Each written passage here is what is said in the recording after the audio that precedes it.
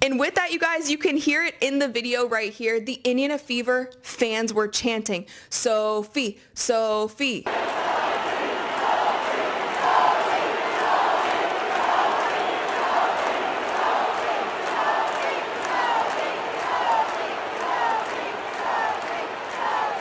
Sophie's jersey is going to sell out tonight. She's going to be in the All-Star game tonight just from this one play because she was standing on business. It wasn't a dirty play. It was an intentional foul, and it was meant to send a message. It turned into a scuffle, and I don't think anybody wanted that. But the way that the game went and how egregious the referees were and how they were not protecting players, and they especially weren't protecting.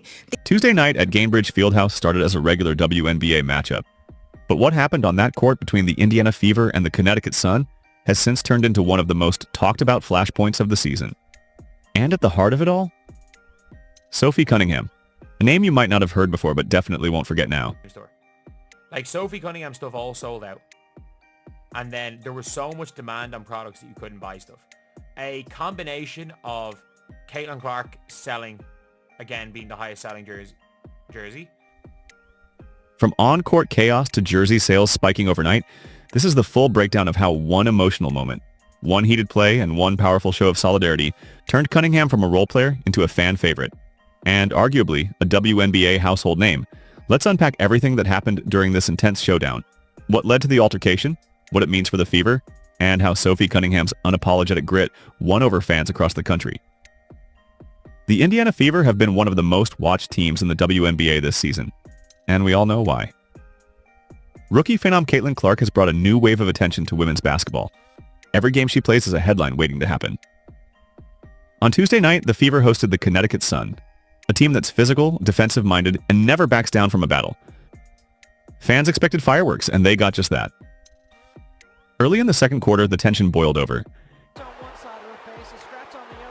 Suspension. So she should be suspended. She should... Bro, they gave her a regular technical foul as if she just said a curse word at a referee. They gave her a regular tech like she said a curse word to a referee. No, you physically assaulted somebody on the floor. That is an ejection. If you do that, if you do that in the NBA, you're gone, bro. Like, what are we talking about? This is common sense. This is the most bottom of the barrel of a professional league I've watched, bro. Like, what is this? Caitlin Clark and Sun guard JC Sheldon got tangled up during a fast-paced exchange. A shove here, a swipe there, and you could feel it. Things were about to get ugly.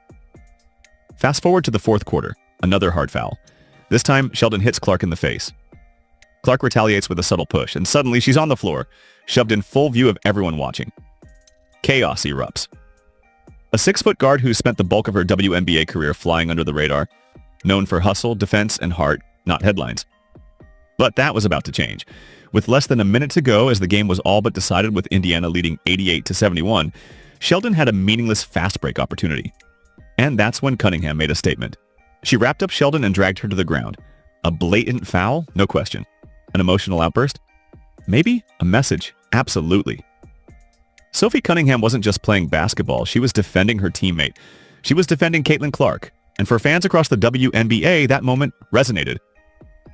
In the immediate aftermath, the league ejected Cunningham, Sheldon, and another player. But what came next was unexpected. Overnight, Sophie Cunningham's Indiana Fever jersey started flying off shelves. Within 24 hours, it was sold out. Not just in Indianapolis, nationwide. By Thursday, her jersey was still sold out on major retail sites like Fanatics. Fans were even customizing their own jerseys with her name and number. 8 just to get a piece of what they saw as a warrior on the court. Rachel Demetta tweeted this out earlier. Sophie's jersey is sold out.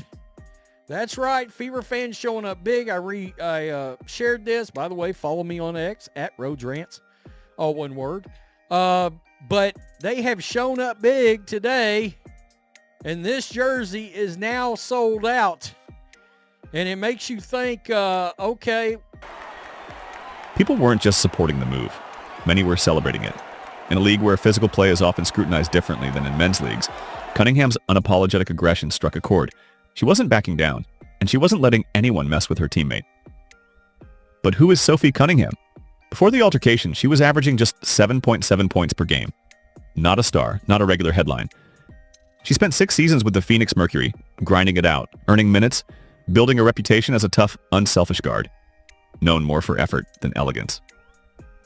In January, she was traded to Indiana in a 4-team deal, and almost immediately she formed a connection with Caitlin Clark.